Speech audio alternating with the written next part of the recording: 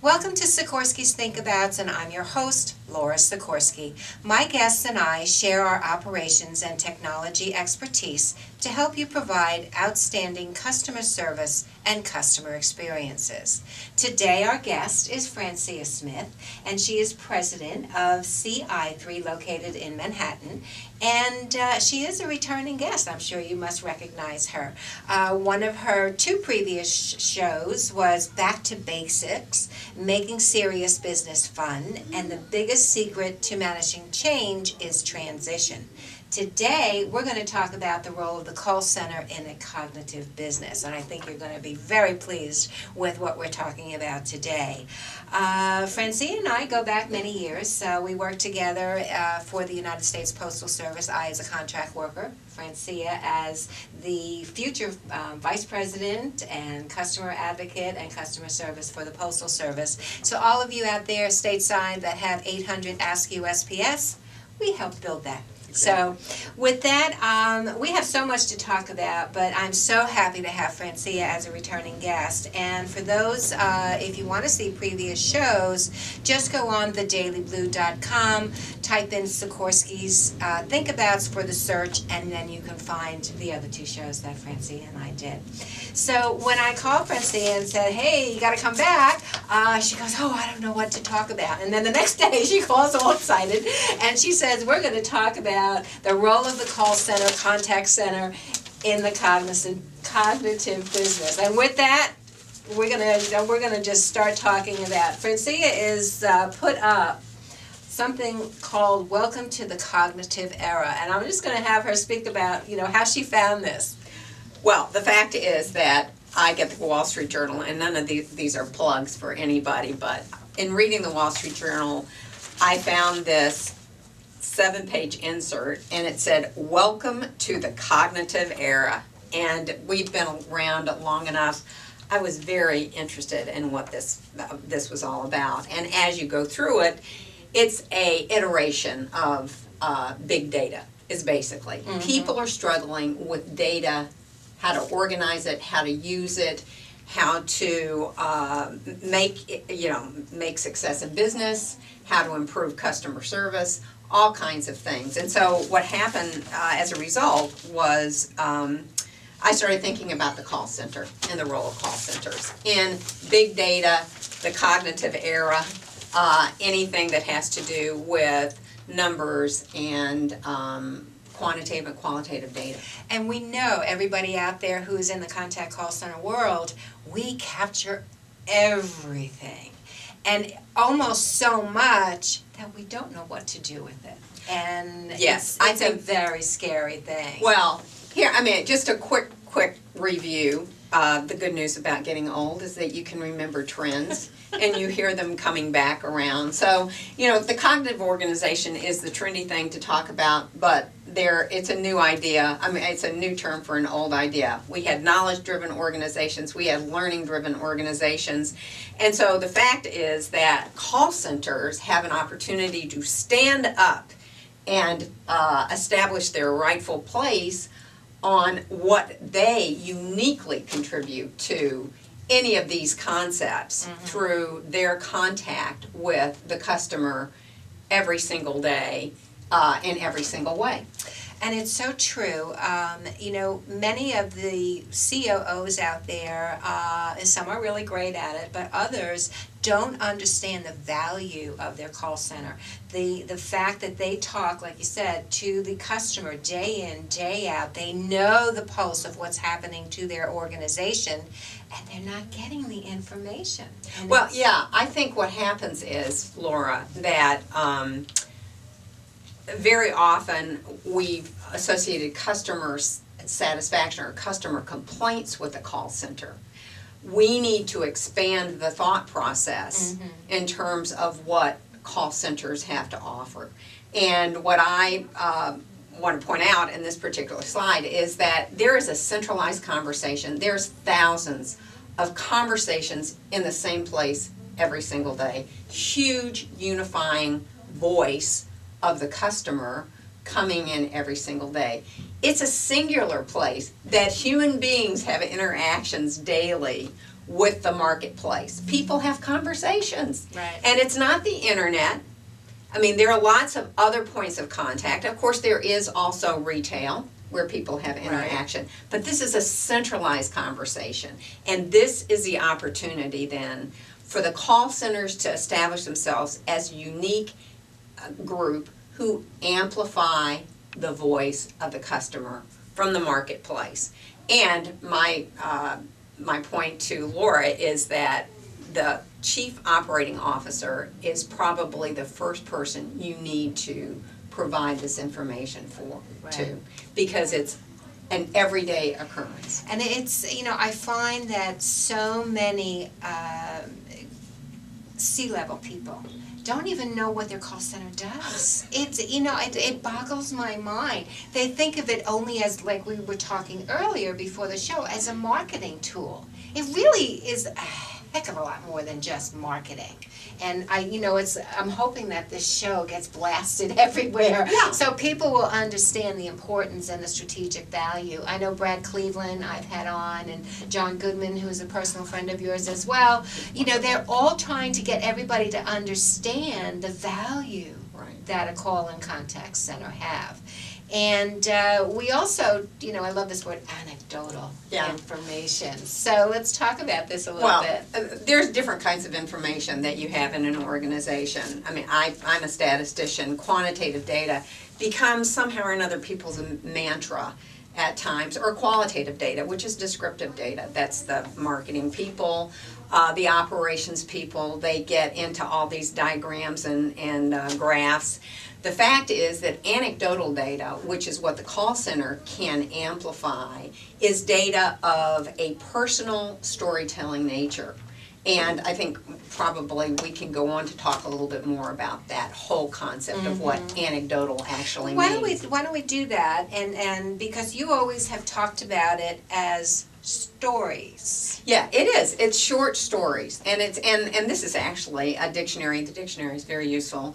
Has a definition. It's short, interesting stories about an incident or a person. It's as simple as that. Mm-hmm. It doesn't have to be complicated. It does have to be succinct, and it's got to have a purpose. Ultimately, in engaging you as the representative of the call center in a dialogue with the C-suite individuals. What would be, you know, from your history in working with call centers, certainly for the Postal Service, but in your future, you know, as a consultant, what has been an interesting story?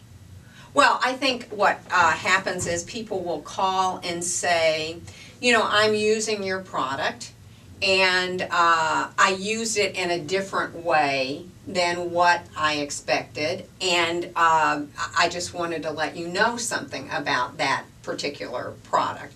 Or in the process of engaging with your organization operationally, I had this experience, and I'd really, I would like to add something in terms of a specific that would be nice to have. People have those conversations all the time. Mm-hmm. Customers are always offering something of use and of value. And quickly, John Goodman had a wonderful one, which is a strange one, but for example, the Butterball Turkey people regularly got calls, and the call was, how long do I put the turkey in the dryer in order to defrost it? So we'll end, so that's a fun anecdote. That really is. But I'm sure call center people had that. I've had that experience with customers who wanted to say, I'm upset about this, and I said to them, you know, what would you want? Well, all I need is a sign. You know, a sign at this particular point. Yeah. That kind of feedback is simple. But it's so powerful. It's useful, and it brings you to that brand relationship and interaction in the marketplace. Well, that's a great place to stop for our small commercial break, and we'll be back momentarily.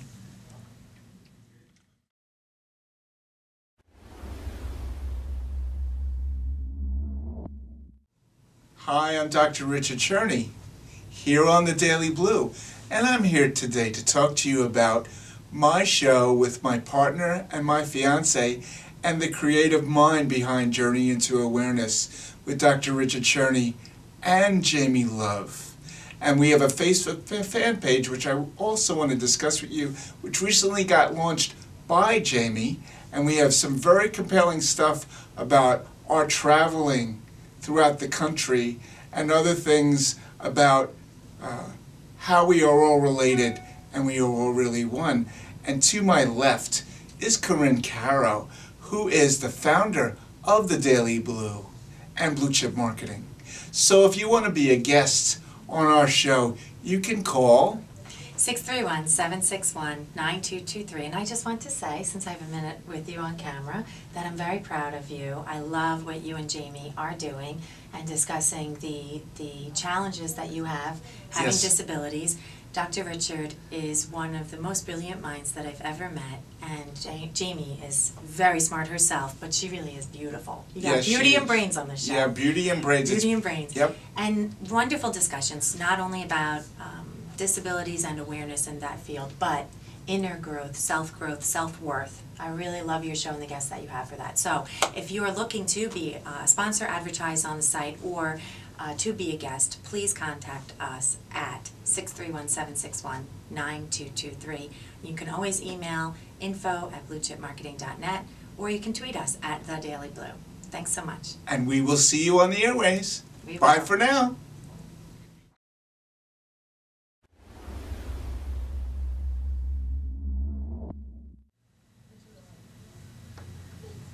Welcome back to Sikorski's Thinkabouts, and I'm your host, Laura Sikorski, and our guest today is Francia Smith from CI3 out of Manhattan, and we're talking about the role of the call center in cognitive business. And before the break, we were talking about anecdotes and something about an interesting story. And I was relaying to Francia during the break that I had to purchase a new refrigerator, and then brand name will remain nameless, and had to have the guy back the second time because the kick plate at the bottom is not working correctly. And so I look at it every day and I see it off kilter. And he said, well, that's the way it was engineered, and we can't do anything about it. And I said, So manufacturer, you're going to get pictures, and you're going to get a little note from me saying, why should I have to be put out, so to speak, because of this design flaw? Well, and that's the kind of anecdote that needs to be amplified. Mm-hmm. For me, the issue I had, many times, unfortunately, when the port call center people get me, they get someone who'll give them feedback on their behavior. But I had a lawn service who came out. I had planted grass. They came out and did weed killer is what they put down. They killed all my new grass. I have a conversation with them. I said, this can't be the first time this has happened. Right. She says, oh no, we've never had a call like this. I thought, you've got to be kidding me. They sent a technician out to determine if I had actually, think of the money, planted grass, and then decided I hadn't planted grass, so they were not going to reimburse me for this particular treatment. This is an example of operational process. You're talking about a product, that's a product design. Right. That information, I guarantee you, came to the call center, and not just the person who installed it. My information is a typical one. I didn't realize that weed killer was going to be applied at a particular time.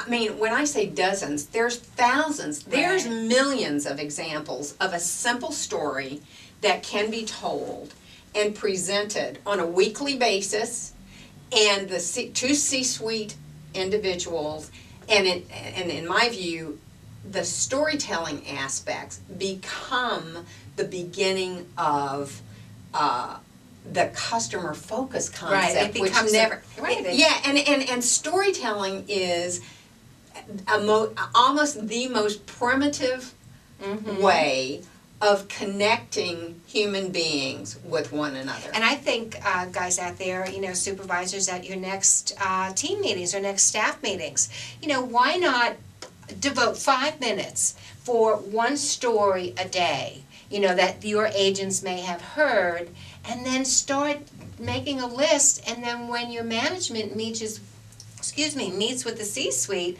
Right. say, hey, this past 2 weeks or this past month, this is what we've heard. And I think that would be a very interesting philosophy for them yeah. to go through. I love this Oh, little number 4. I love this as well. Well, again, I'm a statistician, and I spent a lot of time putting numbers together, and graphs, and tables, and physical documents. What I found is, there are 3 things on this slide, not just a little animated number. The first one is, when you're reporting any kind of stories, align them with corporate direction and corporate initiatives and issues. People listen to things they feel are relevant to them, so you need to know that. What are the 3 to 5 things?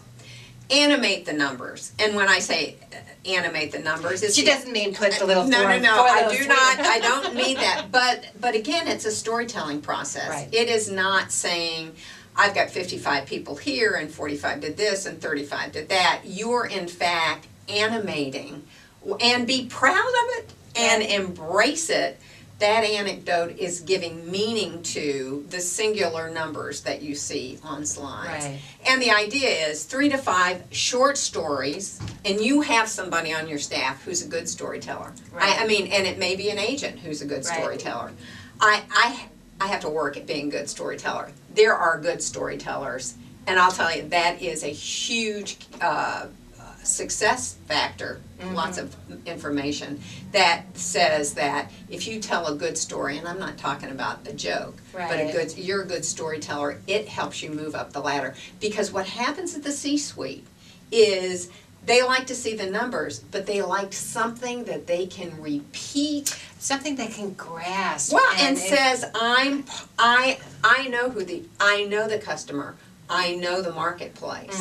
This is what the call center can do in a unique and singular way. And I think the slide we had earlier, it's singular, it's unique, it represents the conversations that no one else hears and can report other than the call center. And you know what? And for the marketing folks out there, it may be a great marketing commercial. You know, and you could almost, do a story, build on the story with yes. your commercials. Absolutely. And I mean, was it years ago on Polaroid? There was the gentleman, I think it was Garner, and I forget the woman, and everybody thought they were married when they talk about the coffee. Oh, I know, it was Margot somebody, but yes, I remember But exactly. if everybody waited for the commercials. Right, So because wouldn't- it's storytelling. Yeah, so wouldn't that be a great idea for, Right. to talk about your contact center and call center? It's very basic. Stories connect people. And although we lose sight of the C-suite people as people, the idea is that you've got people that make the organization, people in the marketplace, and storytelling is what animates that brand and relationship. There's lots of money spent on brand and relationships. And these stories are there for capturing both in terms of the value to the organization, but celebrating your agents who've helped tell that story. Yeah, and the agents, I've always used they're your greatest asset. Well, And they are a fountain of information, and they need to be spoken to and asked their opinion. I remember I used to work for a hotel company, and there was a book, and we wrote, it was like I guess it was a white paper years ago. I don't think we called it white papers, but it was all the interesting things that people asked for in a guest room.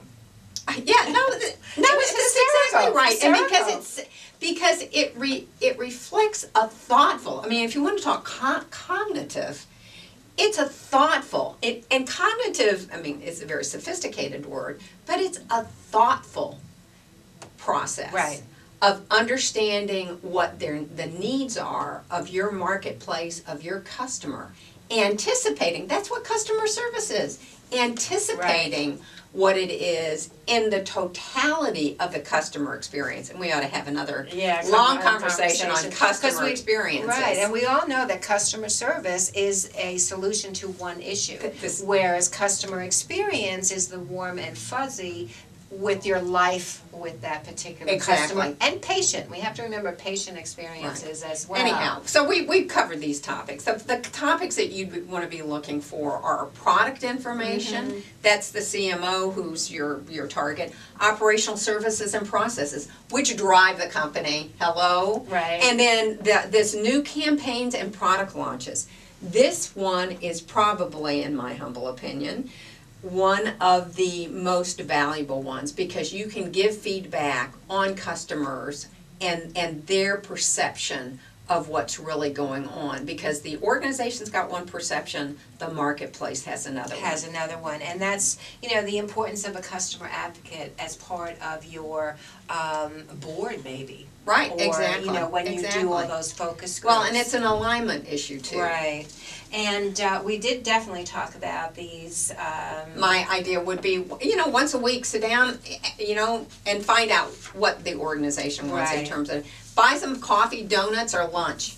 People love to talk when they get Yeah, food. no, and it's a sort of reward and a special recognition. Right. 3 to 5 findings, stories, and here's a key point. I know we're getting pressed for time. Don't translate what the customer says. Right. Use their language. When we were in the Postal Service, we would, in any bureaucracy, everything that's big is a bureaucracy, we tend to substitute our own patois, organizational Right, patois, for real words that the customer would Customer use. had said. You need to use the real words the customer uses because there is something lost in translating it organizationally. Right. Okay, and then just put it on one page. One page always ends up being Yeah. better. I know. I'm sorry. One page for everything works better. I'm working with a client now, and it's a massive project. And I said, let's just put it on one page. Don't make it minuscule, No. but do it in like segments of 3 months. So guys, when you're trying to do something like this, keep it simple, but be very focused. And I can't believe we're at our Think About slide. Oh my goodness, that What means we're fun this has almost been, at it. It yeah. has been great. And I think the important thing from Francia is the call center is the place to get your information. It's singular, it's centralized, it's daily information from thousands of conversations. Absolutely. And be proud it's a conversation with another human being. Right. And you're Amplify that voice of the customer and respect and celebrate your agents who are listening to those conversations. Make sure you're looking at alignment with the product, services, processes, operational processes, and new launches that are associated with where the organization is going, and doing it and be proud of anecdotes and storytelling, and find somebody who's a really good storyteller, Absolutely. a short-winded storyteller, right. and use their talents and celebrate them too. Yeah, and indeed. So with that, Francia, thanks so I much. love being We with always have such I a good have fun. time. I love call centers. I think they It's are. like they are our lives, Yeah. It's like you probably think we're kind of weird, but we do love the business. Yes. So first, please, to reach Francia, she's president of CI3, and her mantra is making serious business fun. And to reach her, it's francia.smith1@gmail.com, and her phone is 703-474-1241. Please, if you need to or want to be a guest, please let us know. And with that, we want to certainly thank the Daily Blue and Corinne M. Carroll, and of course our videographer, Sam, for doing such a wonderful job for us today. And if you need to reach them, it's 631-761-9223. And with that, thank you so much for clicking in, and have a perfect rest of the day.